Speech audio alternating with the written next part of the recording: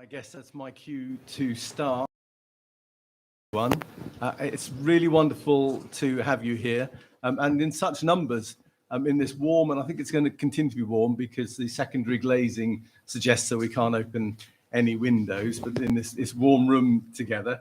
Welcome to our seminar on education as a catalyst for peace building in South Sudan. It's a Friends of Ibba Girls School in conjunction with the Open University seminar, and we're incredibly grateful to the Open University for their support, and I'll let Jean talk a little bit more about that. Welcome to everybody in the room, but also welcome to everyone online. It's fabulous for you to be able to join us. We're really grateful for you taking the time to do that.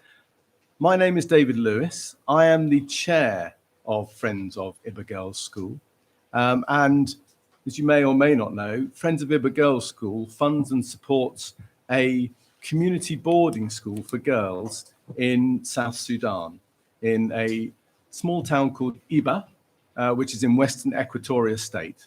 And the school is a community school for girls from across the state, which is a sizable enterprise because Western Equatoria State is about the size of Scotland. And it's a school that is available to all girls who qualify, no matter what their background or what their means.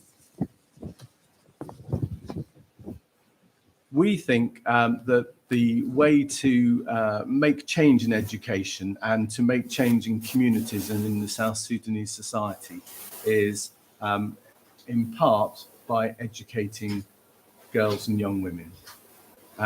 We choose that because we know that A, education is critical, but B, for us, a high quality education is critical in order to turn out young people who are empowered and confident, able to take leadership roles and make a difference in their communities and in society. We aim for the young women who leave Ibba Girls School to become leaders in professional fields, in politics, in communities, so that they will make a difference in the future. And that's what we're going to talk about today. We think it's important to educate young women because we know that it's incredibly difficult for young women to get an education, and many don't go beyond those first primary years of education into a full 9 years of education, which is what we aim to give. And we also believe that the way in which we support the school means that we get a high return on our investment because, as I say, they go on to leadership roles and to succeed in their communities and society. So that's what we aim to do by way of education. And then the other things that we hope to achieve is we hope to achieve impact in community by providing a high quality teaching network so that we will influence teaching across all of the local communities that surround Ibba. We aim to be able to provide support to the community. There's a model farm on the school, and we seek for that to be a benefit and a blessing to local community members to help them learn and to grow new skills. And then the school has a number of assets: power, internet, electricity, which again, we aim for that to be a blessing to the local community. So we think that we can support the school to make a huge difference, both in its local community, but also within the community in South Sudan more widely, and then also in terms of the burgeoning education model that there is there. So that's Friends of Ibba Girls School. On behalf of Friends of Ibba Girls School, I welcome you to this event. I'd like to thank you for being here, and I'd like to thank the panel particularly for taking the time and traveling all this distance to join us and to support us. I'm going to allow Jean to do more of the introductions for the panel, but for now, from me, a very warm, both emotional and heartfelt welcome, but also a physical welcome, and thank you for joining us.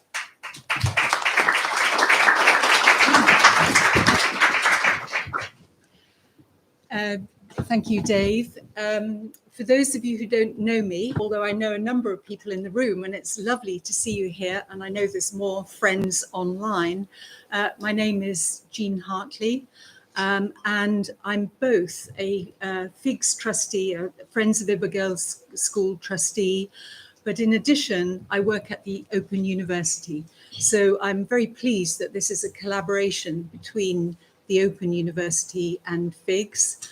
The Open University is a national university which is very keen on education for anyone, anywhere, starting with whatever qualifications and ending up with a degree if you so wish to do that. And it's a university which not only provides qualifications, but is really concerned with impact and with social justice. So it seems very appropriate that actually the citizenship and governance part of the Open University has actually supported this event. And within that, we undertake research on aspects of citizenship, politics, governance, public leadership and management. And it includes research on leadership for peacebuilding, international development, education, and so on. So that's the reason why we've got a collaboration in that kind of way.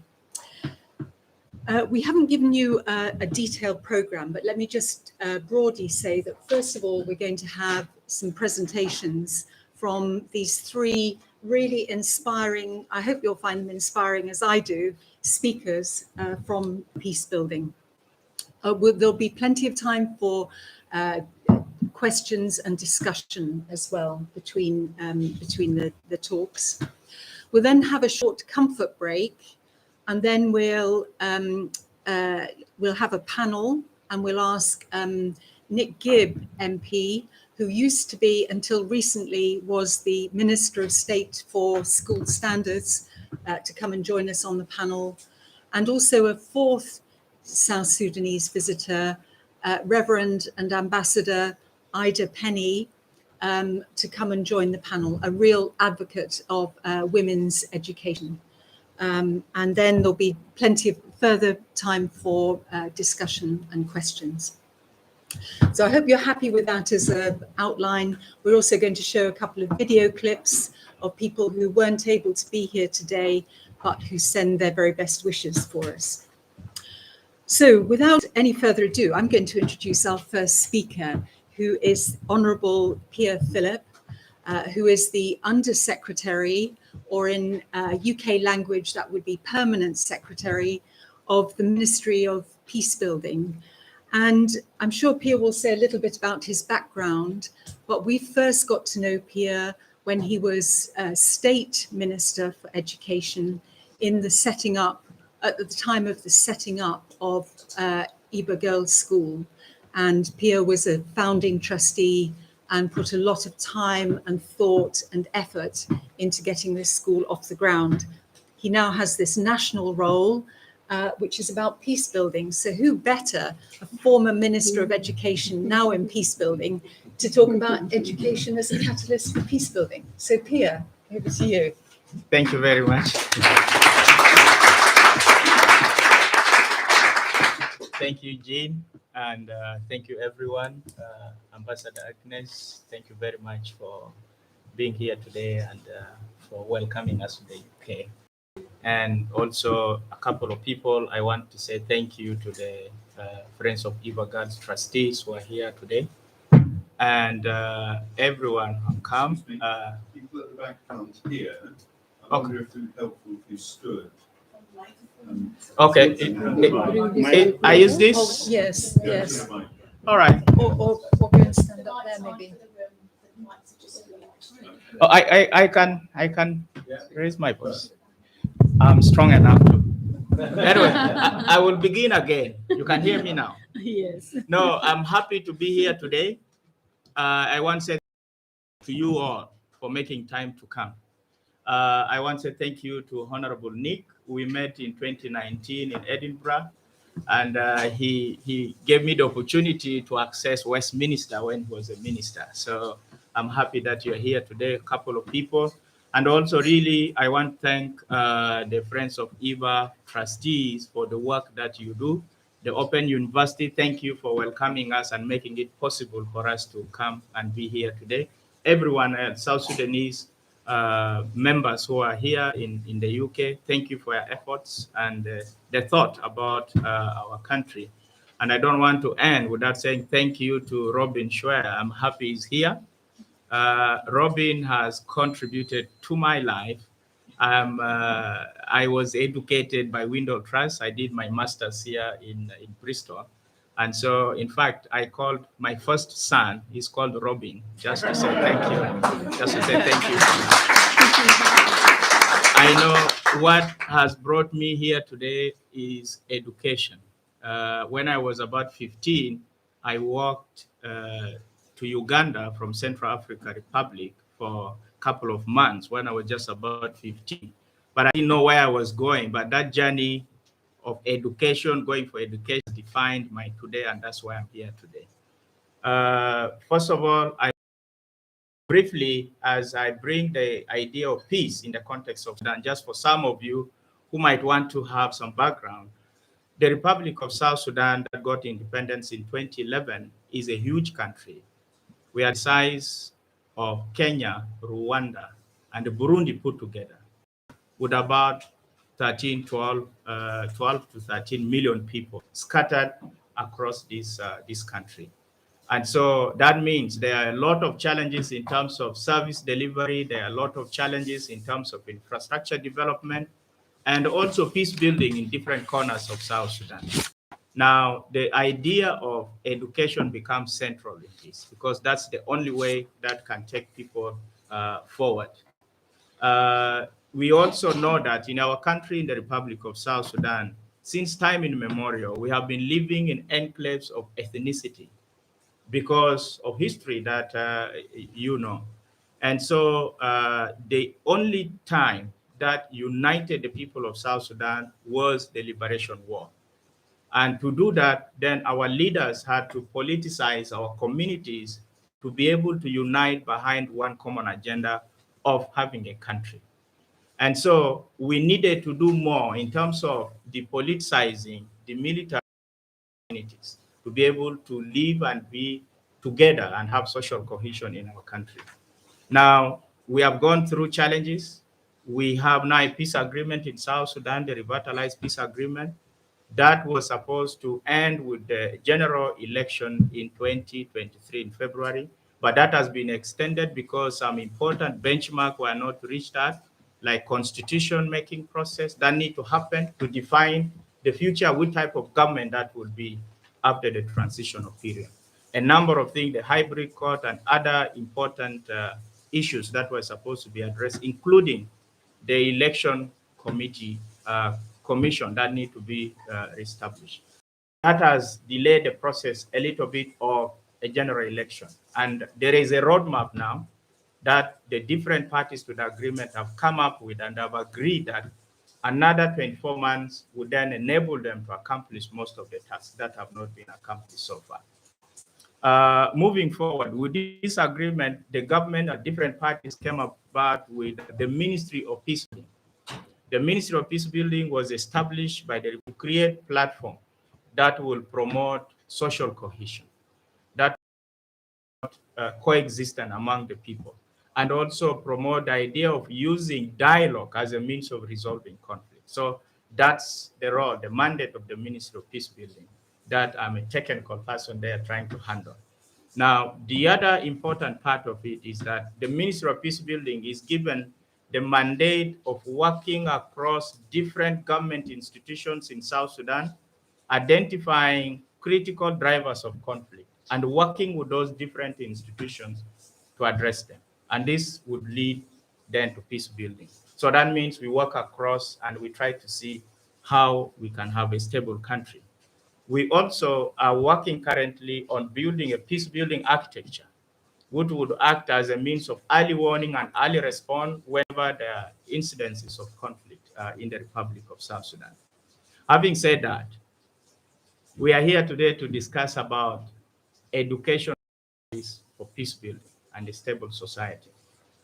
We believe that the possession of basic literacy and numeracy skills is just a ticket into our world.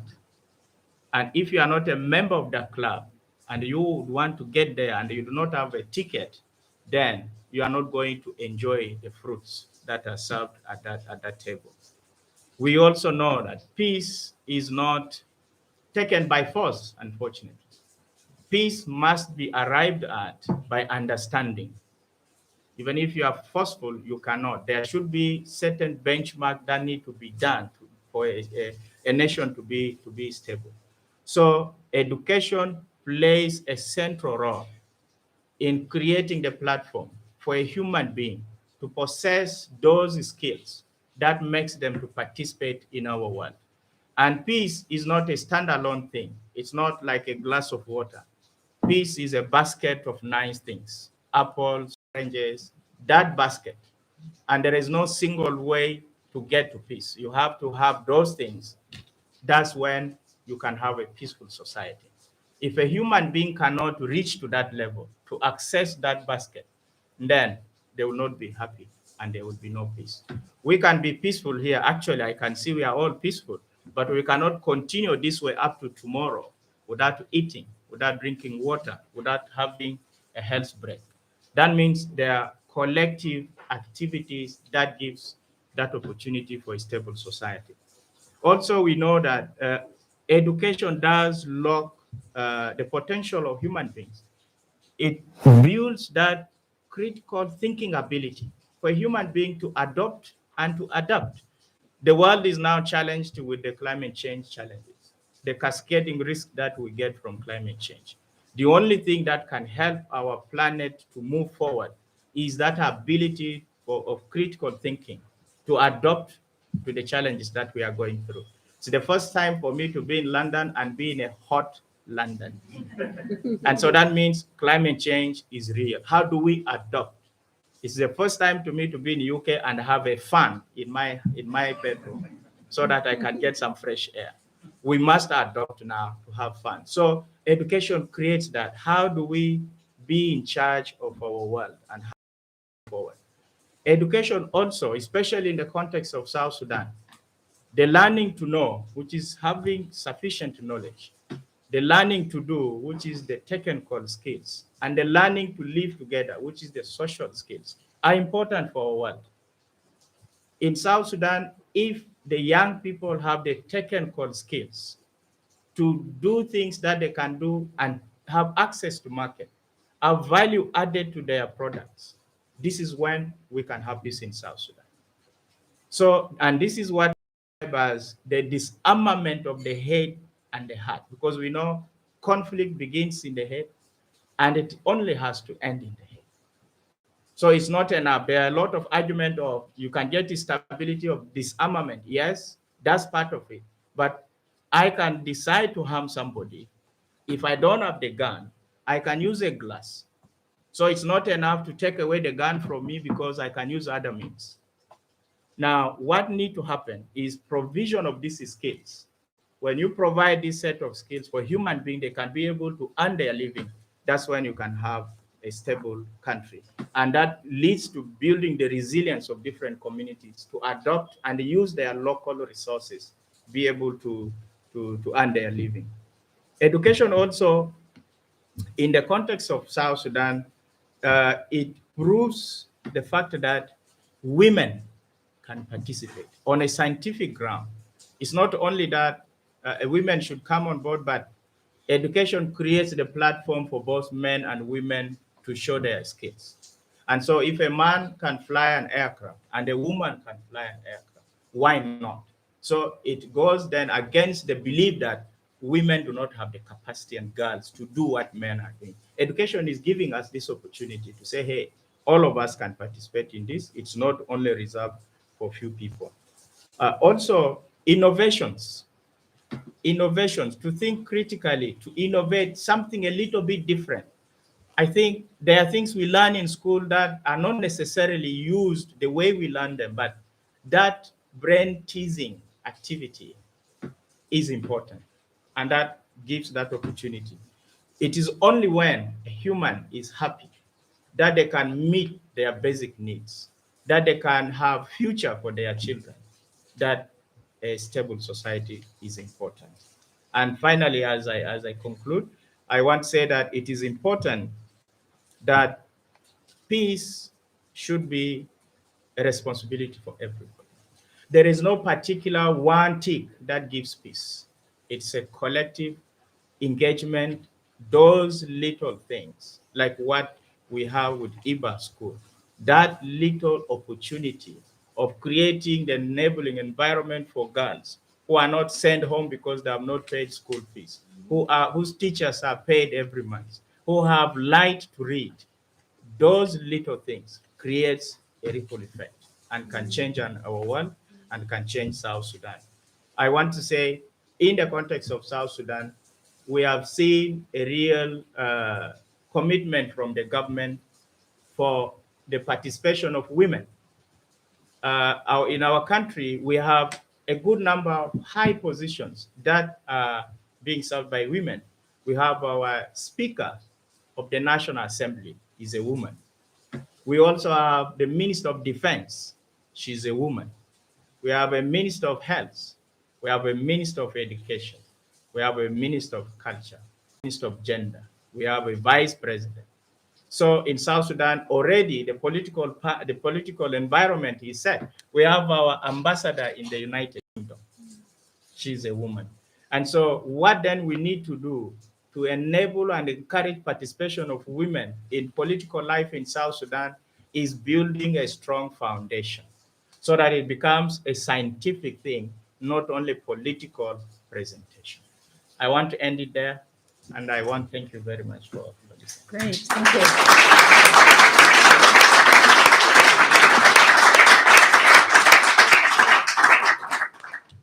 Well, before we move on to the second speaker, this gives us an opportunity for any questions or comments on what Pia has said. Anybody want to come in?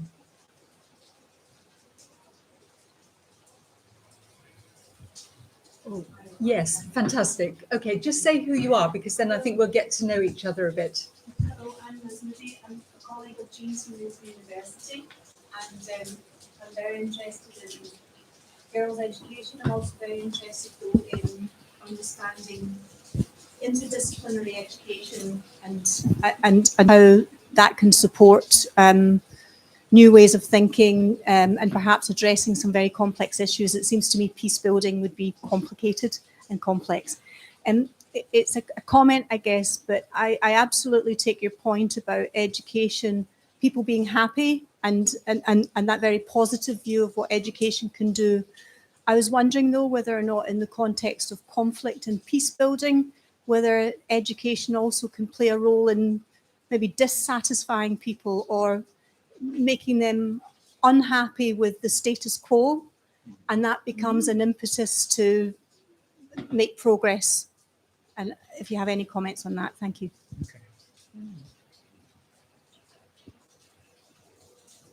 Want to Oh, yeah. comment on that? Yeah, yes, I think education is not only a standalone thing. There are other factors that gives you the happiness. It's not about getting a degree and going home and waiting for somebody to give you a job. And that's why the aspect of innovation, of networking is important. So yes, somebody can get educated, you have all the papers, but there are those other social skills. You know, maybe you got job for the first time and that was your last job. What happened? How was your relationship with your boss, with the people you work with? Because people also gossip in giving job. Would you want to hire so-and-so again over coffee? And somebody would say, I don't think so, because.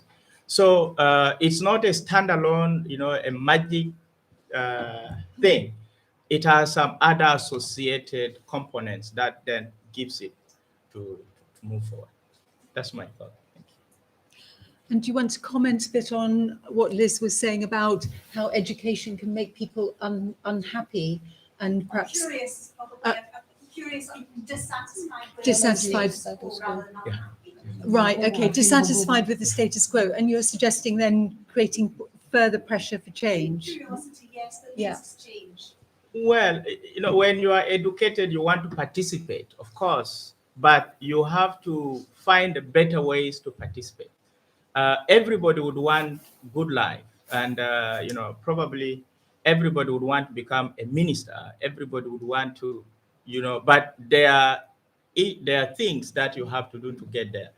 We cannot say it does not create that anxiety in human beings. You can be asking yourself, I have all the papers. Why is it that it is so and so who is always in that job, who is always a manager? I have the same. But again, I think it's not only education, as I mentioned. You need to network, you need to do other things to support your thinking to move on. But if you study and then go home and only wait, then I think you might not make it where you want to go. Do you want to come back on that or no? Okay. Yes, sorry. Say who you are and then, yeah, Mike. And then I think Rosalind. Yeah. Can you guys hear me? Go ahead. Yeah. I'm Nicola Matata. I'm one of the support members to. I think speak a bit loud. I don't know why it isn't. Yes, microphones are not on. Okay, so can you just speak loudly then? Yeah. Can you hear me now? Yeah. Okay. Yeah. My name is Nicola Matata. I'm part of the support group of the Ibba Girls Welcome. members in the UK. My question really is with regards to the peace. You mentioned the fact that taking away the gun is not a solution to peace building. It's whoever has an issue can use something else to basically harm another. But for me, the issue of having guns is very fundamental to any peace building situation, in the sense of without a gun, it's very difficult to take someone's life. People have to fight for a long time. And I was just wondering as to what you, having your experience of peace building, are doing or to ensure that the availability of guns, the easy availability of guns is not there. Okay, so a question about taking away guns. Yeah. No, actually, I say that it's not enough to just remove guns, because this is a bad example. This came to mind from what happened. There was some time when George Bush was a president. I think he went somewhere and somebody threw him with a pair of shoes. Yeah, so then it came to mind that that gentleman was checked. He had no metal. So it was that he would not harm the president. But he still used his shoes trying to harm George W. Bush. And so my argument is that it is not enough to take away the guns, because anything can be used to harm someone. But what we are pushing for in South Sudan is what we call disarmament of the head and the heart. We can disarm the heads in a way. We need to give sustainable livelihood skills to the youth that are grounded in their context. If it is the pastoralist community, they are supposed to be able to add value to their milk. They are supposed to have access to market. They are supposed to, these are things they need to do. I've been to some parts of South Sudan where the youth in the cattle camp, they look me in the eye and they say, we cannot leave our gun. We want wells, we want cows. And so I say, okay, what next? They said, no, we cannot, because this is our livelihood. We want to marry, we want wealth. So they will not give you the gun. If you want them to give you, they will give you one and they will remain with one. But what do we want to do? Alternative livelihood skill and economic empowerment of women. So these two, if you do it, then you are having bottom-up peace building and a stable society than just collecting the gun and saying nobody should have a gun. Who knows? Even in developed countries, somebody will smuggle the gun and do anything. So this is the argument that we have. And what we are doing is engaging on sustainable livelihood skills for the young people, encouraging our partners to support economic empowerment of women, ensuring that the youth with their product can access the market and be able to benefit from it. I'll just say David Maswa, who's Executive Director of Wimble. Sorry, is on who the are you? Zoom Who call. are you, John? John Bennington. Because his only way of getting in on this conversation is to send a WhatsApp, but he's listening in. He says, education is like fire. It can be used for good and for bad. Comment on that? Education like fire. Education is like fire, used for both good and bad. We can use education for good if we engage in dialogue, in talking about how do we take our world forward, so that education is not an end in itself. It should be used as a means of humanity, of having a country and having a planet. But when you use education as a mean, as an end in itself, then it does not give you the meaning that for which it is important. Good. Rosalind, just say who you are and then. Thank you. Rosalind Marsden, Chatham House. I wanted to ask the Honourable Pia, given your background both as a State Minister for Education in Western Equatoria and now Under Secretary for Peacebuilding at a national level, sort of how you are, what sort of cooperation you're having with the Minister of Education and General Education, Higher Education in Juba, to foster peace building. I'm thinking that one very positive development in South Sudan is that peace education has now been incorporated in the new national curriculum. And that is, I understand, based on promote the values of tolerance, reconciliation, democracy, building a sort of sense of nationhood. So that to promote, to encourage schools, pupils to sort of understand the rights and needs of others, and how conflicts can be mediated in their local environment. And I just wanted to say that at Ibba, in Ibba Girls School, I know they put this into practice in a couple of ways. One is they have debates on a range of topics in which the girls are encouraged to present different sides of an argument, and to learn that you can have different opinions, different valid points of view, but you can coexist peacefully with people with whom you may disagree on a certain topic. Similarly, they have annual elections for the school head girl and the prefects, in which the girls present their case at a hustings and they have a secret ballot, and then the girls sort of understand the working of democracy through this kind of means at a micro level. So I just wondered, in your role as Under Secretary for Peacebuilding, whether there are things that you can encourage the Ministry of Education or Higher Education to think of doing that would help to operationalise this linkage, this very important linkage between education and peacebuilding. Oh yeah, thank you, Rosalind. I think we actually have in the curriculum of South Sudan, we have peace building as a subject that is taught. We also have peace clubs in our schools, and this has taken some time now because the people of South Sudan are really yearning for peace, and as government, we have tried to ensure that those platforms where we can engage the new generation to engage in this type of conversation is important. And indeed, Ibba is one of those platforms, because in Ibba, in Western Equatoria, we have about 14 tribes, 14 ethnic groups. And so these girls come together from different ethnic groups, and that creates the opportunity for them to interact, to learn from each other. There are different cultures, different customs, what is good for them, what's not good for them. And the idea is that every school in South Sudan should have peace education taught there, should have peace clubs. And we are helping the girls also in Ibba in terms of they should practice what they learn. Election, because people always disagree after election. So what they learn in Ibba is what they take home. And that's why we are thinking that Ibba should be replicated across South Sudan. That opportunity is important. As we have seen, the challenge that we are going through is how can we have a real functioning school where a teacher's take-home salary is reasonable and is done every month. This is the privilege that Ibba has.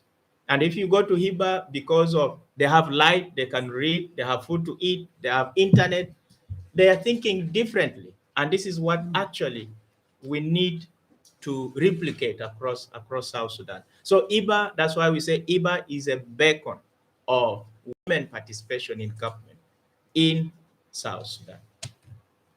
Great. We've got a question from online, and it comes from Pamela Lamoro.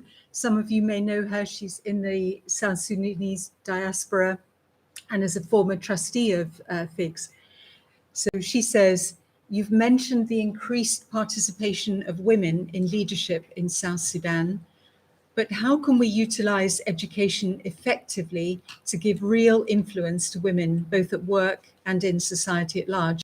I say this because many women in South Sudanese leadership roles are not able to effect change. How can educated Sudanese men in leadership roles, like yourself, help empower women to have real influence so that our girls in Ibba can effect real change in our society on concluding their education? Good question. I think change doesn't happen overnight. I think in that particular aspect of women participation in leadership, I think the government of South Sudan is taking the right trend. But that need to be sustained. And that discussion, because it's not only in cabinet, it is also in parliament. It's in different level of government. Also in our foreign service, for example, we have Honorable Agnes here. So, but it will take time. What we need to do is, how do we build a strong foundation for this to go ahead? Because already the political will, in terms of bringing women on board, is there in South Sudan. And that's why we have this number of women. Again, there is need for more discussion because the South Sudan society mostly is rural. So the few number of people in the cities are not enough to effect change. Our people are really at the countryside. That's why creating a platform, having role models, having this discussion, access to those communities is very important for a holistic approach in addressing that point. Great, thank you. Now, there's still some questions. I think, yes, let's take a question at the back, and I may need to ask you to hold yours, but at the back there. My name is Carl Porter. Speak loudly. I will speak. Have a good voice. Thank you. My name is Carl Porter. I'm a member of South Sudanese community. I do very much appreciate the presentation of Mr. Gill. That one thing he mentioned, very important, critical thinking. If education does not promote critical thinking, it's useless education. So I appreciate that point. In line with what Ambassador Master said, if you don't teach values, I'm just adding to what she said, to what Ambassador said. What are the values you are inculcating in our children so that they are a better citizen for the future? Because they need to be stepped out for every part of South Sudan. What are the key values? For instance, if you don't have things like respect when you talk to the children, that it is important to respect any other human being, regardless, and so on, at the early age, in their families, in their schools, and so on. If values like that are not taught to children, we are not going to have a better future. Because we are talking of constitutional process and all these things. Constitution cannot be good. The people are not good themselves. So we are starting with the people to make people a better citizen even of the world. So that when they go everywhere, like you came in the UK, you know the universal values that are acceptable everywhere. Like in this country, to give you an example, in this country now, a small child will tell you that this is not fair, daddy, this is not fair, mommy, and so on. It looks like something simple. It is not simple. Because if you teach somebody that being unfair to him or to her, whether you are a father or you are who, they can stand up. You are creating a just society that can stand up for themselves and can stand up for other people. So, do you have in South Sudan, as the former Minister of Education, values being inculcated in young people at the early age to have a better South Sudan. Because right now, we have a lot of problems. I don't want to go into them. We know that. Okay. We have a lot of problems. Type of people who are running even the machinery of the state, they are not even supposed to be there. What values do they inculcate to young people? No. But I'm not saying that there are no good people like you. There are good people like you. But how do you operate if people are not being taught to stand up for their rights? And there's one thing you have to teach the children, that whatever the cost, your right may cost you, you have to stand up. Because if you don't stand up for your right, you have no dignity. A human being short of dignity is a less human being. So these things should be taught in our school. Thank you. Okay. Yeah, thank you very much. I can't agree with you more. I think education is all about values. How do you insert yourself into a global society, to be able to behave and do things the way things are done? In our curriculum, we have those values there. One is you must love your country. You must value your country. I've been telling our young people, your country is your country. It is the only thing you have. I mean, I might have my mom with one eye, she's lame, but that's my mom. Nobody can be my mom.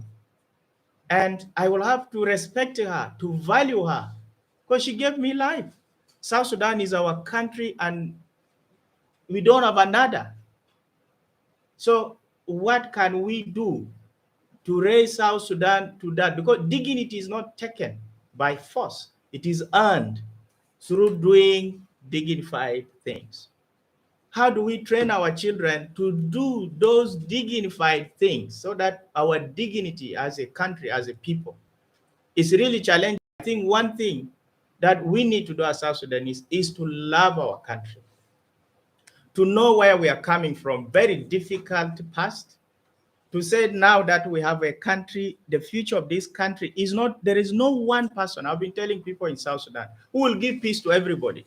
Because in the local Arabic, some of you are here, South Sudanese, Nena Darin Salam, that we want to peace. People say we want to peace. Ana Dair Salam, I want to peace. You want to peace from who? Who is there with a basket of peace? Who is going to give every South Sudanese, hey, come have yours? It's all about all of us, one, owning our country and doing those little things. If there is a wrong person in my society who is causing havoc, I have a responsibility to say, this is what we fought for. And we must prove ourselves to the world that we are the people we said we were when we were asking to have our country. So again, it boils down to all of us to really build that sense of ownership of our country. We are a very rich country. As somebody told me, we are the only country now in 21st century where fish, fresh fish, are dying of old age. And we have over 90 species of minerals. We have fresh water. We have, but we are living like a farmer on a farmland who is sleeping hungry. Hey, Mr. Farmer, you have green vegetable you need to eat. So really, the issue of values is important. The love to our country is important. Doing those little things. Peace is not at a go. Peace is, starting in my home with my neighbor. Am I tribalistic? In my place of work, can I look beyond my family, beyond my society? Am I a peace builder? Or am I practicing what I'm saying? What I say in public, do I practice it? If you come to my office in Juba, will you see other ethnic group there? You will only see people who speak my language. Great. I'm afraid we're going to cut it there. Santini, we'll bring you in for the next one. And we've also got a question online. But I want to move on to our second speaker, who is Archbishop Samuel Peni of the Diocese of Western Equatoria State. And he's also the interim chair of the Trustees of Ibba Girls School. I hope you'll introduce yourself, your local roles and your national roles, and tell us about education for peace building.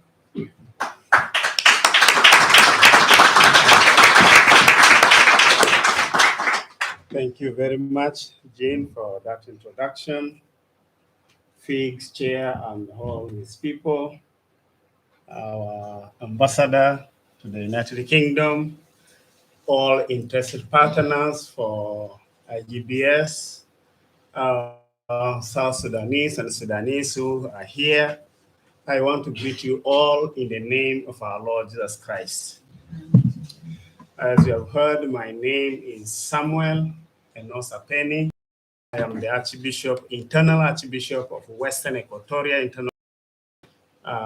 which is covering the diocese from Olo, Maridi, Ibba, Yambio, Nzara, up to Tombora.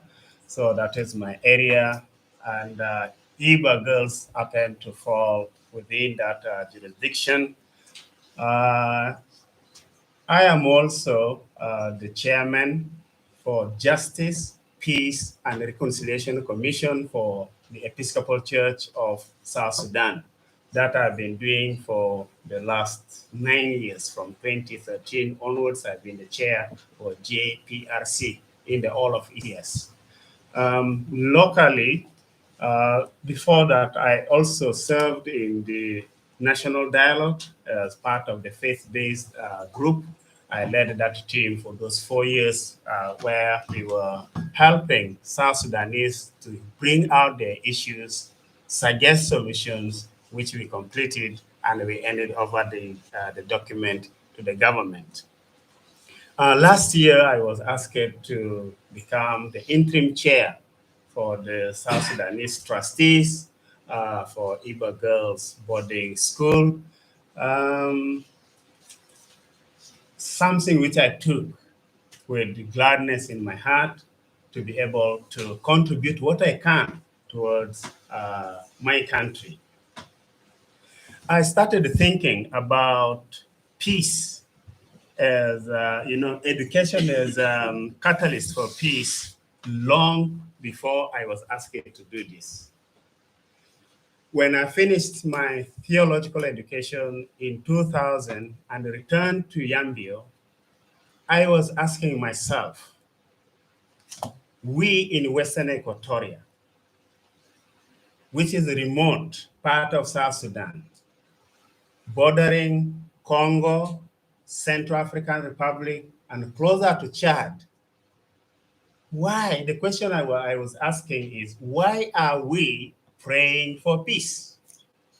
It is a critical question because I was looking at Western Equatoria not having the opportunity that other groups which are bordering developing countries like Uganda, like Kenya, like Ethiopia, where children can cross over the border easily to go for education and get education. But where we are, I don't think you can get anything in Congo, in Central African Republic, because you just can't get it over the border.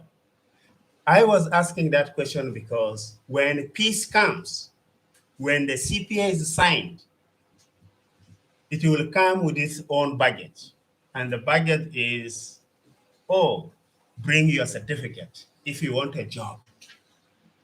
Bring a certificate if you want to be enrolled as a nurse, as a policeman or policewoman. Any job will require someone who have heard the bell or who have looked at the blackboard. If you have not looked at the blackboard, not been to school, then you will not get a job.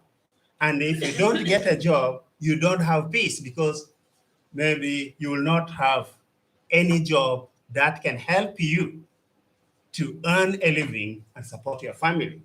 And therefore you have no peace. I begin to see that education is very important because when peace comes, people will be able to live and enjoy that peace. When I look at this and look at the Ibba girls, this is when I see this is a very important gift to the people of Western Equatoria, to the people of South Sudan at large. Because this gift, which they cannot get it anywhere, which they cannot access it easily over the border, it has been given to us home. And this is where now, when we look at it, it is going to build a new community. It is going to build a new community in the sense that, the people who come from all over Western Equatoria, Western Equatoria alone have 14 tribes, apart from those which have moved in, maybe their parents have come with them from other parts of South Sudan who are also working there. So being in a boarding school, which is ecumenical, which is across the state, which is across the tribes, now this is an opportunity to build a new community where when they go back, they don't just go back again as is. They don't go back as they've come, but they've gone with the idea of someone in Tombora, someone in Louis, in Meredi, in other parts of Western Equatoria and other parts of South Sudan. Here, it is already giving a new society, a new society, a new group where peace exists. When we look at South Sudan, we hear that 73% of the total population is considered, according to UN numbers, 73 are illiterate. Only 27 is illiterate. And most of those 27, most of them are maybe in the city centers. Maybe most of them are even men. But to have an opportunity where girls exclusively are put together, this is an added value. This is an added value because in this context, many girls have been denied the access to education. Many girls didn't have the opportunity to go. But having the opportunity like this, we say we are grateful for this.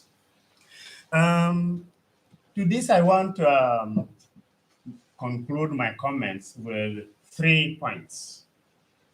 The first one is appreciation to FIGS, Friends of Ibba Girls, for what you have thought to do.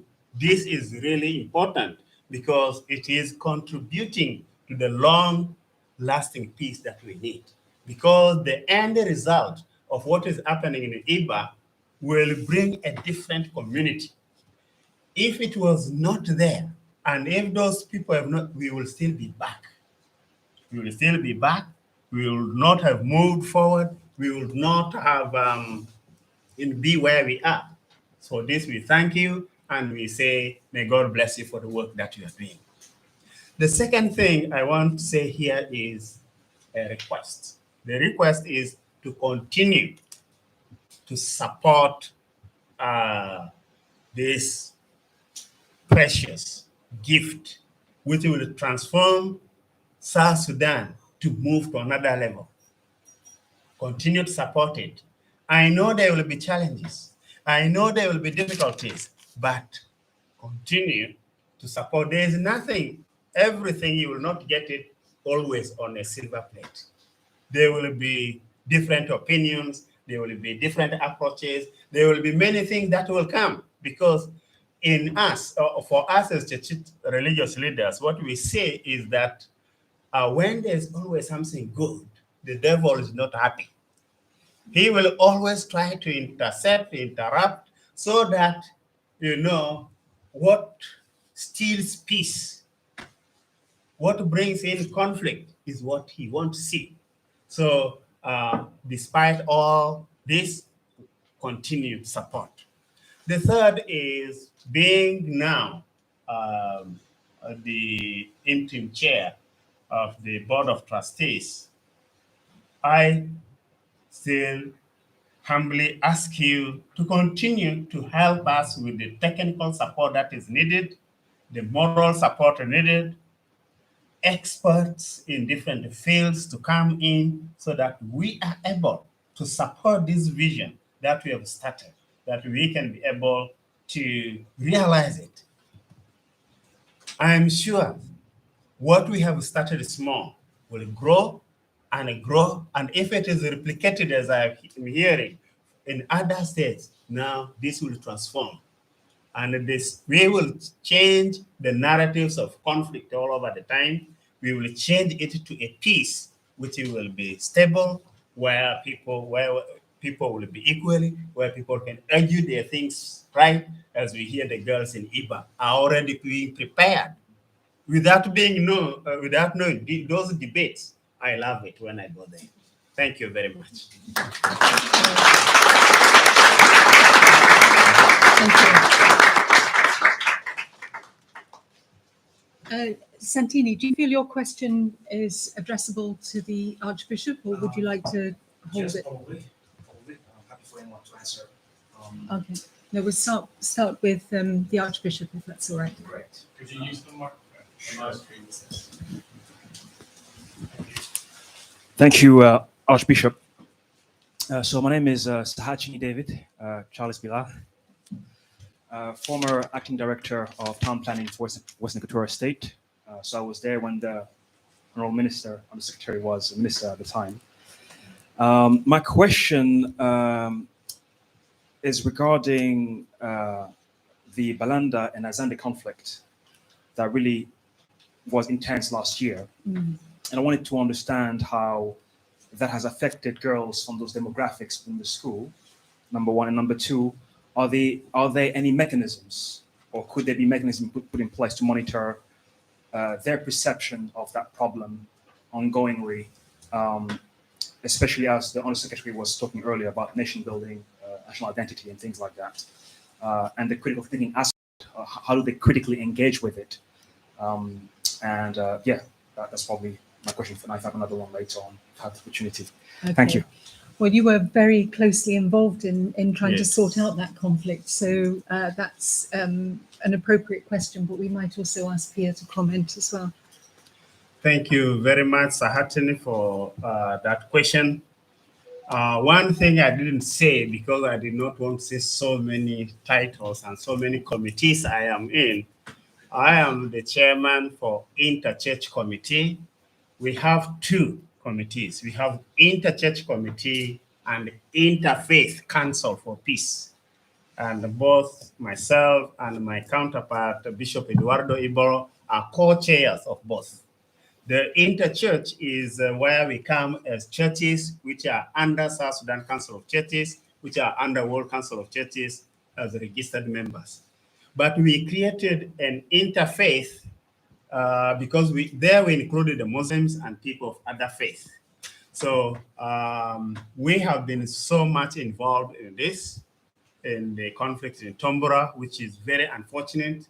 There are people who have been living together for so long, all of a sudden started to develop conflict among themselves, which have resulted in so many thousands of people being displaced from their homes, so many homes being destroyed and burned, and so many people killed. Actually, in that part of the, let's say in Tombora, Sorsiobu, and part of Ezo, many people have been affected, and many people have gone, as IDPs, internally displaced people. It has affected all their livelihood, including the schools in those places. Why we thank God about Ibba Girl being considered as, as something that everybody appreciates is in Ibba, even through all the conflict that has been going, nothing has touched the boarding school. No rebels have gone there. They have many, there were many things that they could have gone to get, maybe like solace, like money, or like whatever they wanted to get, but it is respected. In that case, that is, our school is respected. And in terms of engagement, we are now at the process of having what we call peace conference. We have done so many mini conferences with the different stakeholders the stakeholders, those who are in government in Juba, those who are in Yambio, and the chiefs. We are now moving towards having a peace conference, which will bring everybody together, including those who are in diaspora, because we have seen those in diaspora even participate in it one way or the other. That's what I can say. Great, thank you. Anything you would want to add? Because part of the question was about monitoring and whether you can try and prevent that. Yeah, actually, I think this month or next month, the South Sudan Council of Churches, together with the Interfaith and Interchurch in Yambio, will bring the political leaders, both those in Yambio and those in Juba, for a meeting, because they have to agree and iron the difference among themselves. Because what people were saying back in Tombora was that we are told to fight by people in Juba. Juba is the one that did this, that said that. So we said then there should be conversation among the political leaders, for which the governor, the deputy governor in Yambio will come to Juba and they will have this conversation. And another thing, which is really a big problem, is the hate speech. Some, as the Archbishop said, propagated by our diaspora community. Somebody lives in the US, I'm sure not in the United Kingdom, and, you know, writes those things to incite people at home to attack others. And so we are trying to see what can be done about that, because, you know, you don't live there at a time, but you can incite the community to fight on something that's, you know, could be resolved. So that's really a big issue that we need your support and prayers since we are here with the Archbishop. Any comment back on that or views? We want to get an understanding of the girls' experience of that and their subjective contribution to that debate as a public issue, basically. Is that something which is... Did the girls have any debate about that particular locality of conflict? You mean in Tombora or in Ibba Girls? So within the school of Ibba, are the students discussing, debating, or could that be something to sort of stimulate national unity? Yeah, actually, you know, the conflict, as mentioned, is something that people are just surprised about. The girls in Ibba, even those who have come from Tombora, who are from Balanda or Zande, they don't care about that because they don't see that a problem. You know, because they are living their own life, they know each other, they support each other. Others are asking, can I go and have holiday with you in your home? Even if you are a Balanda, you are a Zande. So they are coexisting. That platform has created, instead of dividing them, is bringing them together. They don't care about what is happening. Why are people fighting? They are focusing on building their social cohesion in their school. I think it's a very interesting role of Ibba Girls School because its catchment area is the size of Scotland and because it covers many different tribal groups. This role in bringing people together and exploring difference is actually quite a distinctive and important part of this school, isn't it? Okay, if there's, yeah, would you like to come in?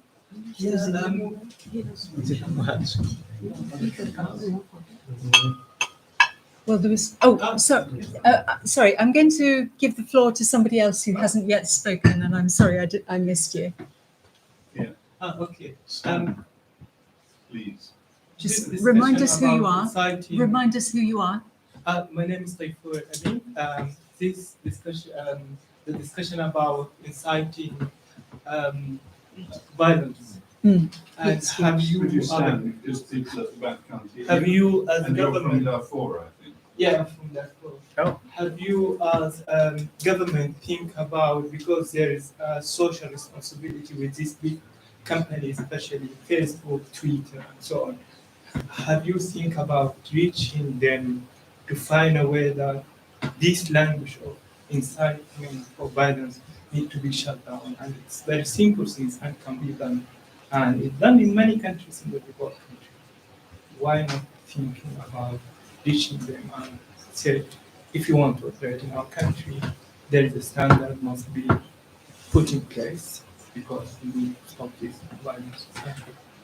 I'm just like No, it's thought about this one. yeah. Can I? Yes, yes. Yeah. Actually, in fact, as a matter of fact, one of the function of the ministry is to identify challenges that can be conflict.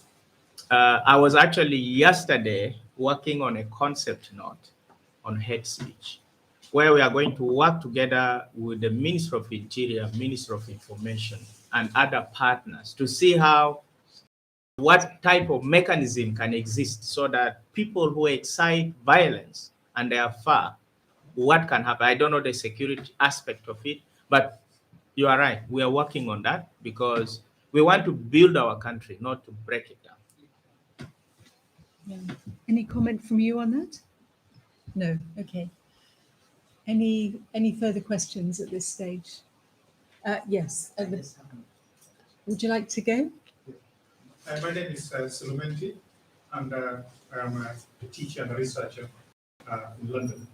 So my question is, you talk about building the capabilities for girls in schools, but when they go back home, they go to their own communities. Is there anything that's being done outside school for the community to respect the value of a girl child? So that it would be pointless to give them all these capabilities in school, but when they go back home, they're still being, for example, pushed to the kitchen or pushed for childcare. Is there something being done at home in the communities to value these girls and their educations? Yes. Good question. Yes. Thank you very much. What we have done, not only there in Ibba Girls, but also in other schools, is to train the PTA as well, Parents Association, as well as all the parents, helping them how to help their children, for example, how to do even homework and other things. So that is already something which has been taken into consideration. A question here at the front.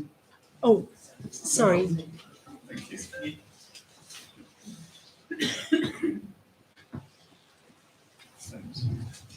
Sorry, I was 10. No, I'm more now. Thank you very much. Let protocol remain as it is. Just I would like to ask His Lordship a question which may not be good for him, but let him swallow it. My name is David Alemiporo. I'm a retired teacher. I would like to know, especially from the Anglican Church, because I'm from an Anglican church, same as primary school, same as intermediate school. In which place? That was in Juba. You saw during our time, the churches had all the schools, all the primary schools, the intermediate schools were run by the churches. And they were good. Girls' school were for girls and they were well looked after. Then came independence. To my surprise, the missionaries with the churches gave up their schools to the government of South Sudan without anything.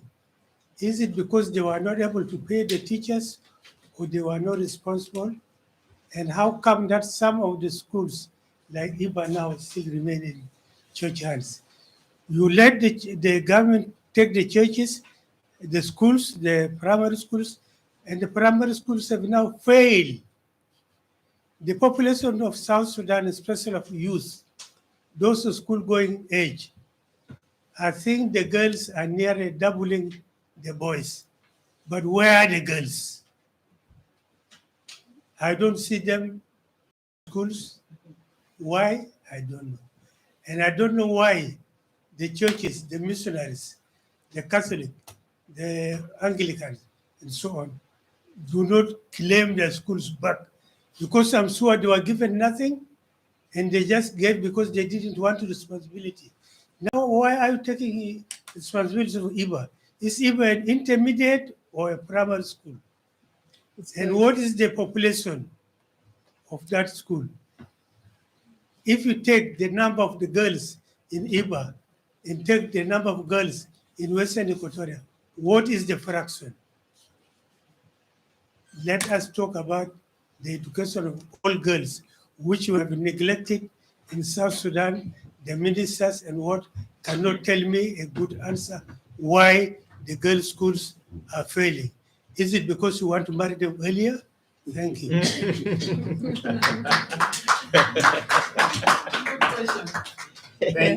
Thank you. I think that is not a bad question to me. I think it is a very important question, and it needs a longer time to answer it at all levels, because there has been a kind of, when the missionaries left, that was 1963, 65, and then the Addis Ababa Agreement 72. And the schools being taken by the government at that time happened during that time. But when the SPLA went into liberation struggle, what happened was that now the government in the most of the liberated areas were no longer being run by the government. It was all the churches, especially the Catholic Church and the ECS Church. Where I was before I became bishop, I was a development officer, and we had 31 primary schools. So, which we were running in the Catholic Diocese of Tomro-Yambe, which covers the same area of 28 schools. And the difference between that takeover in the 70s and the takeover by the government of South Sudan, because there was a time they said they are claiming schools from, which actually they did. They did take some schools. But when the value of the pound was good, when someone was getting 270 pounds and they could buy something with it, it was good. Then now the church, which was only encouraging people to say, you know, you teach your brothers and sisters. You know, they were volunteers. Now they left, the teachers abandoned the church schools and went to the government school for this 370 pounds, which was good money at that time. But after a while, that started to deteriorate. After a while, they were not even being paid. So, that has gone over a time. But ECS and the Catholic Church have not left the work. This is what they have kept on going. There are many schools that are being still supported by ECS. There are many schools that are still going on. But the result of this year have not been good. The result of the primary living examination was not good until we speak out. My wife went to the Minister of Education and said, why is it like this? Why have not our schools done well? Maybe because of the trouble in Tombora, maybe because of one thing there. But we say we must scale up. I think that is a challenge that we need to take. But the churches have come up. All the churches have schools, and the standard of school, we are bringing it up with the support. Also, you cannot just do it on your own. But where we get support, we are able to do well. And you're asking about the number of girls in Ibba. It has a total capacity to take 360 students, both primary and secondary part of it, in a boarding school. But currently, as we speak, we have 323 who are there.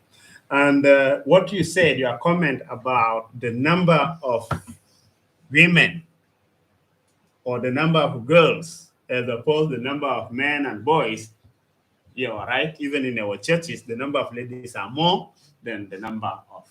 But we have to do a lot of awareness. We have to educate our parents to send their daughters to school. We have to educate the girls themselves to stay in school. Those mechanisms are there. It needs collective support. That is why when I was ending my talk, I said, we need to support one another. It can be technical, it can be ideas, It can be good examples which have been learned somewhere. Collectively, we can be able to achieve our desired goal. Great, thank you very much. I'd just add that Ibba Girls School is a community school, so it's not a government school, it's not a church school. It is informed by Christian values, but it's open to all faiths and none. Just to add that. Okay, we're going to move on to our third speaker now, and I'm really delighted that we have Ambassador Agnes Oswaha with us today, based in the embassy here in London and representing the Republic of South Sudan to the United Kingdom. So Agnes, over to you, and thank you very much. Thank you. Can you hear me? Yeah, I would just want to ensure that my two mics are working, one on the table and one on my chest. Mr. Dave Lewis, Chairperson of Trustees, Friends of Ibba Girls School, Honorable Philip Pia, my colleague who is the Undersecretary for Peacebuilding, and other government officials present. I see here we have Justice Nicola with us, and I believe there are some online. Your Grace, the Archbishop Samuel Peni of Western Equatoria, and Ambassador Reverend Aida Peni, who is my colleague at the Ministry of Foreign Affairs, trustees of Ibba present, and those who are also watching online, representatives of the Open Society University, Republic of South Sudan community leaders present, friends of South Sudan, and each one of you here today, distinguished guests, ladies and gentlemen, good afternoon, and thank you for coming. On behalf of the government of the Republic of South Sudan and the embassy here in London, I am thrilled to participate on this seminar today. And first and foremost, I would like to register our profound appreciation to all the friends of Ibba Girls School, particularly Professor John Bennington, and standing with the people of South Sudan, especially the government and people of Western Equatoria, Ibba County, the parents in Western Equatoria, standing with the teachers throughout all these years. So let's give them a round of applause.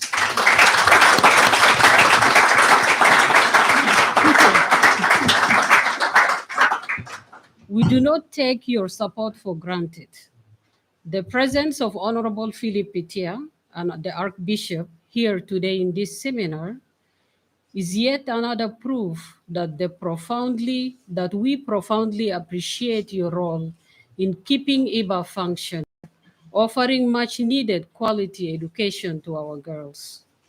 Secondly, for obvious reasons, it gives me a profound delight to be part of this important seminar and discussion and an attempt to explore education as a catalyst for peace in South Sudan.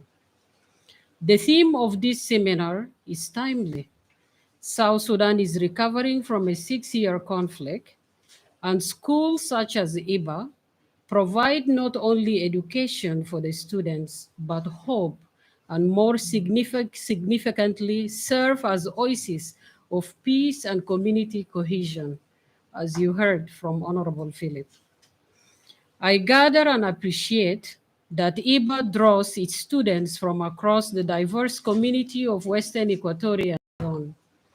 Girls in such an environment receive excellent education without the usual social distraction or beleaguered that we have witnessed across Africa. More significantly, they also learn to know each other as friends and fellow South Sudanese, which has been already noted. It is in such schools that the foundation for the future of South Sudan is being built. The success of Ibba encourages us to dream of establishing many Ibbas across the Republic of South Sudan. Overall, South Sudan has made some significant strides in the area of education since its inception of the government of Southern Sudan in 2005. Enrollment has increased from 300,000 learners in 2005 with the CPA agreement to about 2.3 million school children today. In terms of gender parity in primary schools nationally, while 54% of learners are boys, 46% are females. However, in some states, such as Western Equatoria and Central Equatoria, 49% are females and 51% males, respectively. Above all, during the COVID pandemic, schools were open in the Republic of South Sudan. Especially, so this is a plus for us in South Sudan in comparison to those who are in the region. Schools were closed in East Africa, but in South Sudan, we kept schools open. So despite this positive progress that I have shared, South Sudan still faces serious challenges in its educational system. For instance, almost half of the school-age children are still out of school. A mapping exercise was conducted by the Ministry of General Education and Instruction in coordination with UNESCO findings, and that was in 2019-2020. So the report finds out that there are 2.8 million school-age children that are still out of school. The report also reveals that a significant proportion of these are girls and children in rural areas. These are out of school for a number of reasons. So these children, they are out of school for a number of reasons that I would like to share. Lack of space. So some of them do not have the school or the infrastructure in the areas where they are. And although girls do well in primary school level, some end up dropping when they reach the secondary school level. Why? Because the number for secondary school is only 5% of the total numbers of schools in the country. So this creates hardships for the girls to still continue with their education. For instance, in terms of distance, the commuting from home to where the school might be. And this leads to the high rate of dropout for girls when they graduate from the primary or elementary school, transitioning to secondary school. 15 counties in South Sudan do not have secondary schools at all. So we also need to look into that. And I already noted that the distance, and distance also is connected to safety of harassment along the road, and also the wish of some parents to have their girls get married as soon as they reach the age of adolescence. So the Ministry of Gender, Child and Social Welfare has established a task force that was launched in 2018 that is carrying out anti-marriage, anti-early marriage campaign in the country. Out of school children phenomena is also attributed to acute lack of teachers. The vast majority of South Sudan's teachers, which is statistics of 64,000 teachers, they are volunteers. Distinguished guests, ladies and gentlemen, not to bore you with the problems or the challenges, so let's turn to how we can explore in making some interventions so that we can make difference together. It is important to state that the government takes education seriously. I already noted that within the East African region, we kept the schools open. And part of it also that we realized during the short lockdown that we had, some of the girls were married off and some of them became pregnant. So the Ministry of Education took some conventional approach or solutions that never happened in the country before, such as having a pregnant or a nursing young mom still going to school. So with the help of development partners, we were able to ensure that these girls, especially those who return to school with their situation being young moms or expected moms were able to be helped and they were able to sit for primary 8 or the secondary school exams. One of the key interventions that made positive impact with the girls' education in South Sudan is the Girls Education South Sudan project, which is GES, which comes with the funding of 70 million sterling pound project funded for 5 years. And the cash program provide cash to the girls as well as capitation grants to different schools. So GES has transferred girls' education in the country in terms of equity, and it has been a successful project so far in the country. Today, GES has earned more support, so it's being supported initially by UK, US, EU, Canada have joined in, so it has become a multi-donor program. I'm pleased that the British government has committed itself to continually supporting girls' education in South Sudan. Therefore, on behalf of my government and the people of South Sudan, I would like to express our gratitude to Her Majesty government and the people of the United Kingdom for their support, and especially in the area of education.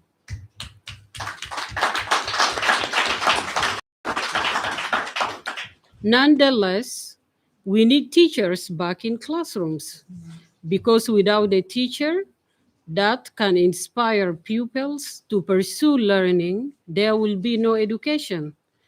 Therefore, the government has made it a priority to improve teachers' pay by 140%. As you heard from the pay, let's say 8 or 7 or 11 years ago was higher in comparison to now because of the inflation. And the rate of equivalency of dollar to the South Sudanese pound. And most recently, salaries of teachers have been paid.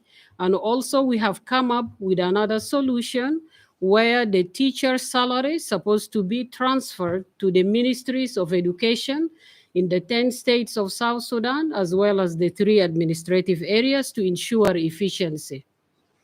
Moreover, government has increased its domestic finances in order to support education and other services in the new budget, which is now under second reading at the National Parliament.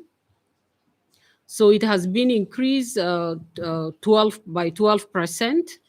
So 88% of this budget is conditional transfer remitted to the 10 states that I have noted. The combined budgets for both ministries of general education and higher education is about 17% of our national budget. Although the budget, when you hear it's only 17%, it is still below the expected international standard, but this illustrates the will of the government to improve services, and especially in the area of education. Honorable Undersecretary and the Bishop spoke about areas of how peace is being promoted throughout South Sudan. So I would like to highlight some, and some of them have already been mentioned. For instance, the theme of peace, citizenship, environment, and other vital topics have been stipulated in the new South Sudan curriculum. The government has instituted peace clubs in secondary schools, and we have been running this for the last 4 years. So we have peace clubs in secondary schools, which goes in line of promotion of peace and values of peaceful coexistence and being a good citizen. There are also clubs specified for various topics of concern, such as environment, because environment is a big problem in South Sudan, especially now with the flooding. We have the oil, we need to ensure that our environment is being preserved and so forth. Recently, with the sponsorship of JICA, the government has established Yes for Peace sport programs. So this is a new initiative that is being carried out in the country, supported by JICA. So I would like to make an emphasis that for us as a government, and His Excellency the President, Salva Kiir Mayardit, is committed to peace, comprehensive peace in the country, as well as to ensure that there is a stability throughout the country and in the region where we live in, which in return, or it will become a ripple effect that we are able to impact the presence of peace here in UK or somewhere else. As you have seen, as human beings, we are all concerned about each other. And that's why you're here contributing to the education in South Sudan. And today we are discussing about education as catalyst of peace, so intertwined. His Excellency the President vowed not to return the country to war, especially after we had the incident of 2013, 2016. And this is evident by, we have conflicts in South Sudan, but it is not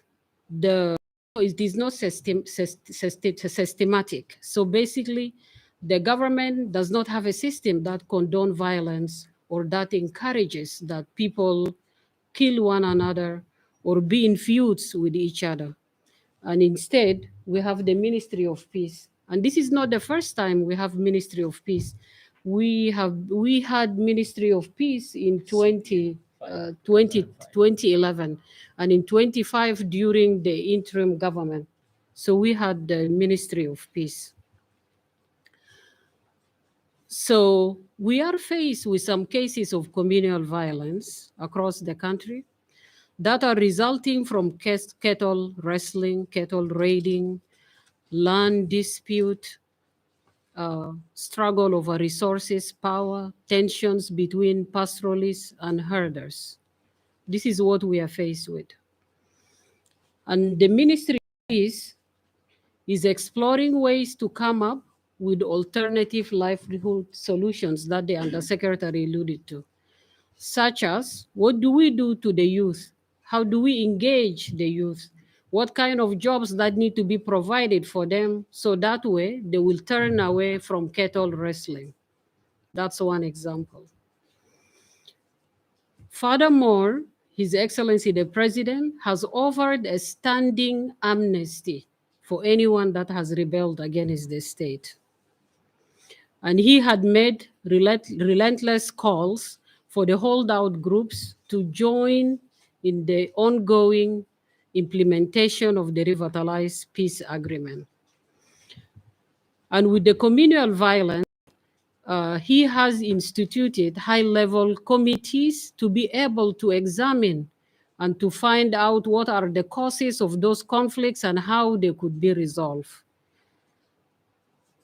And in the spirit of peace sustenance, my government, after lengthy consultations, as you heard from the Honorable Undersecretary, Mr. Philip Pia, unanimously reached an amicable agreement to extend the interim period for the next 24 months.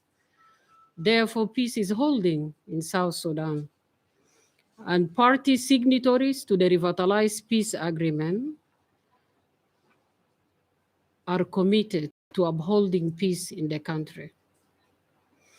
And I think the extension was done on the 4th.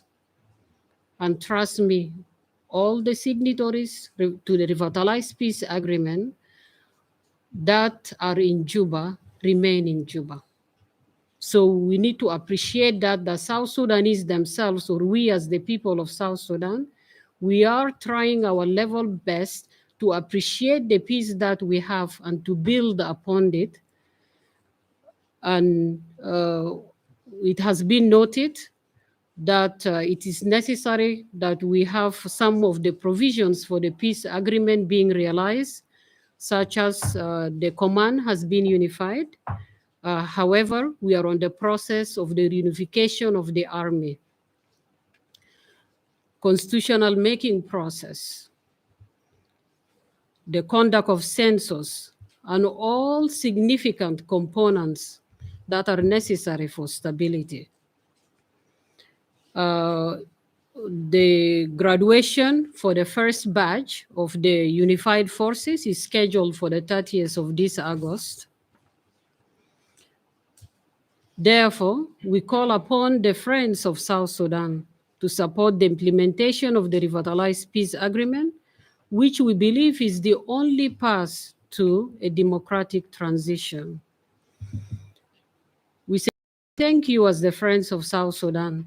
We thank the Vatican, the Church of England, the Presbyterian Church of Scotland for their unwavering support towards the consolidation of peace in South Sudan. So church has been an integral part of the Republic of South Sudan. And I think you know the history, how we emerged and how we struggled and how we stood in defense of Christianity. And the bishop can speak to that.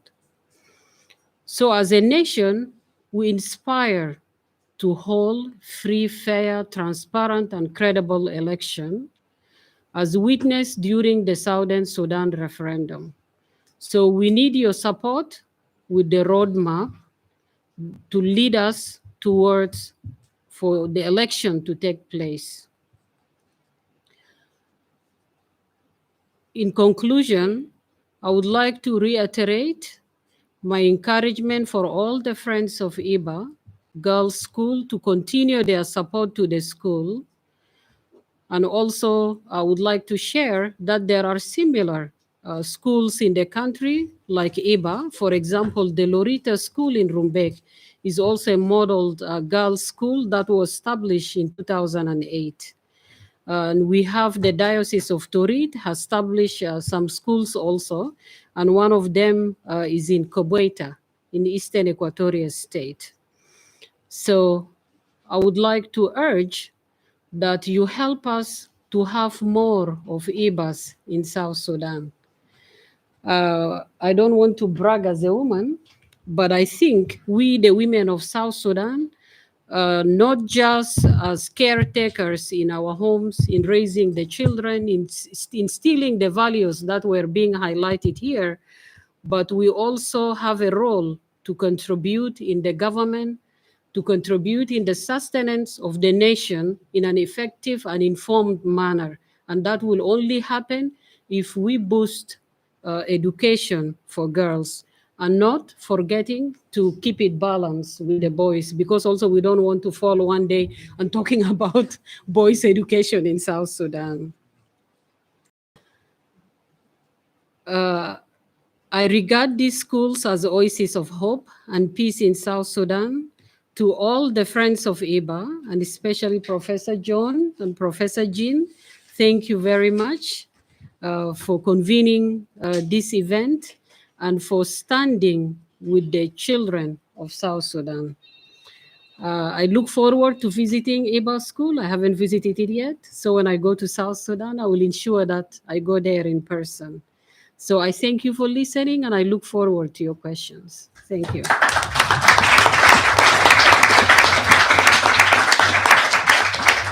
Thank you very much. I can see people are getting quite hot. Yeah. This is like living in South Sudan. I'm going to suggest that we hold questions till the panel now. Okay. And we just show a couple of clips, video clips, of two of our supporters of Ibba Girls School, the Friends of Ibba Girls School. If Robin, you're able to put them on. Oh, Jackie, sorry. As someone with a long-term commitment to the success of Ibba Girls School in South Sudan, let me welcome to this event education especially for... As someone with a long-term commitment to the success of Ibba Girls School in South Sudan, let me welcome to this event education especially for girls as a catalyst to peace building and for a transition to the democracy and the rule of law we want. And in particular, let me welcome Pia Philip and all those who have been courageously involved in peace building and in education in their own communities in Western Equatoria State and nationally and internationally. I wish you well in the conference you're holding this week and hope you will get the results that we all want to support girls and boys to get the education they need.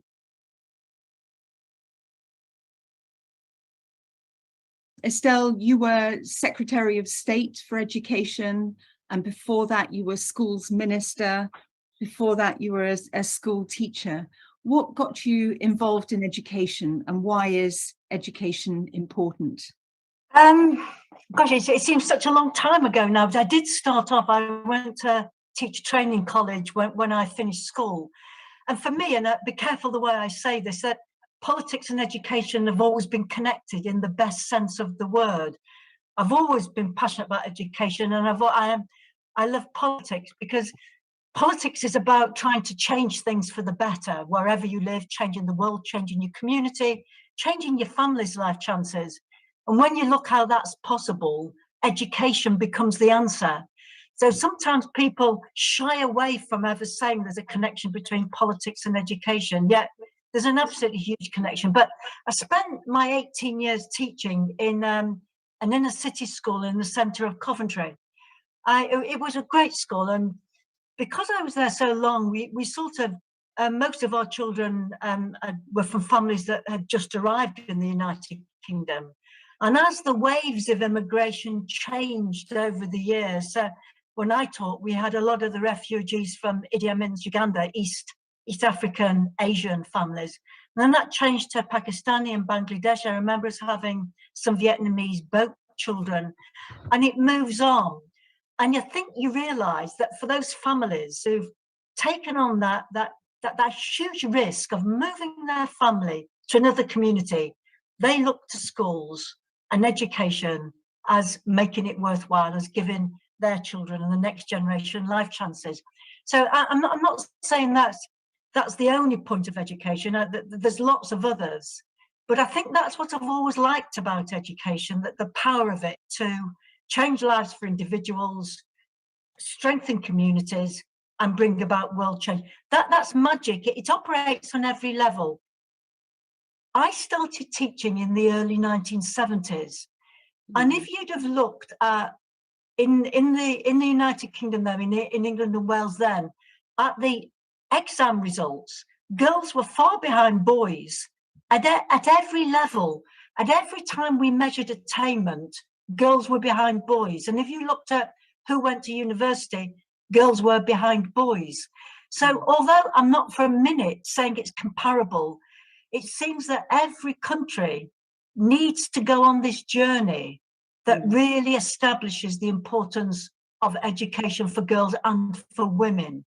Yes. And we all need to do that. And because we're at different stages in the history of our school system, it's not the same.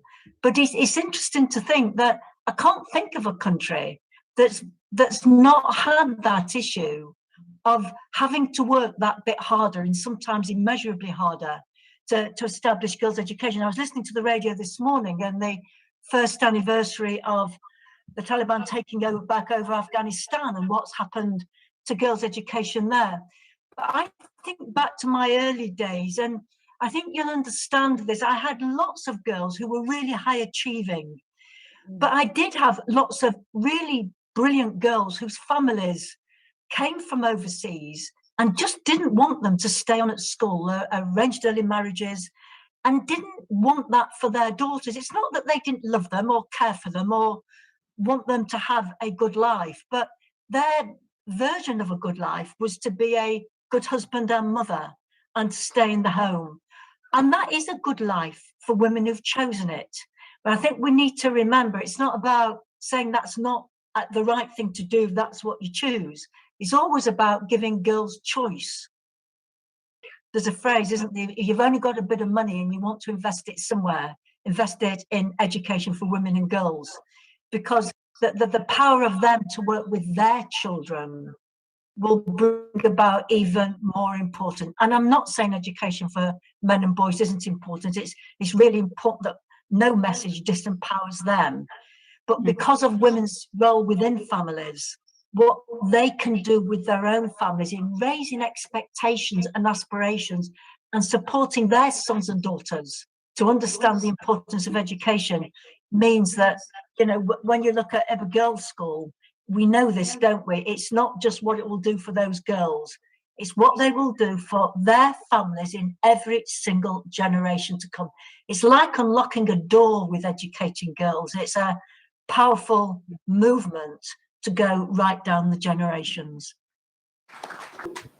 I'll be drawing on people within the room. I know there's also going to be some provocative questions. I've been forewarned of that. But let's start by asking Nick Gibb, who's an MP, who was the school standards minister, for some initial impressions of what you've heard today and any reflections from your experience in the UK. Well, thank you very much, Jean, and thank you so much for letting me come to the seminar and to contribute to it. What was, I think, my main reflection on the early session, which was extremely interesting for someone like me, was really the importance of education in South Sudan, both for peace, but also for its economic development. And I was struck by a few things. First of all, Ambassador, please be quiet when you say you're giving your teachers 140% pay rise. Because that would go down extremely well in our country. But we already spend £1 billion a year on school education, and I'm not sure we could manage 140% pay rise. I was also struck by what the Archbishop said, that 73% of the South Sudanese population are illiterate. And I really became interested in education policy in this country in the late 2000s because of reading. And in an advanced economy like Britain, we still have our illiteracy problems as well. And that's how I got into learning about how you teach children to read in the most effective way. And a lot of the reforms we introduced in 2010 were about improving the teaching of reading. So I do believe very, very strongly that the foundation of any education system anywhere in the world must be to get the population reading. And if I were to offer any advice to any country, it would be get that solved first. And I don't even think we've solved it in this country, but I think it's absolutely key to solving that illiteracy problem. And the same would go for maths as well. I think at the same time as solving literacy, you need to make sure that children are fluent in those basic arithmetic as well. And then, of course, the importance of a knowledge-rich curriculum is absolutely key if you want to have, say, a sophisticated population to take on those leadership challenges in the future. And I was also interested in what the minister said about learning to know is important, learning to do is important, those important skills that you need in any economy. And that's something that, again, this country is still struggling with. We need to make sure we have those skills. And of course, learning to live together is something particularly important to South Sudan. It's also important, that other aspects of the curriculum, we call it British values, which is a similar thing to learning to live together. It's about making sure that there is that social cohesion, which we need in our country, even though in South Sudan it's more critical. There's some similarities between the two. But again, what the minister was saying was the importance of making sure that the population is able to earn a living. And to earn a living, as the bishop said, you can't get a job unless that person has been looking at a blackboard, or in our country, an interactive whiteboard, so that you are educated and able to get a job. Otherwise, cattle rustling becomes a lucrative form of an alternative income, and we've got to find a way of. So I think all I would say is it was a very interesting session. hugely important emphasis on education.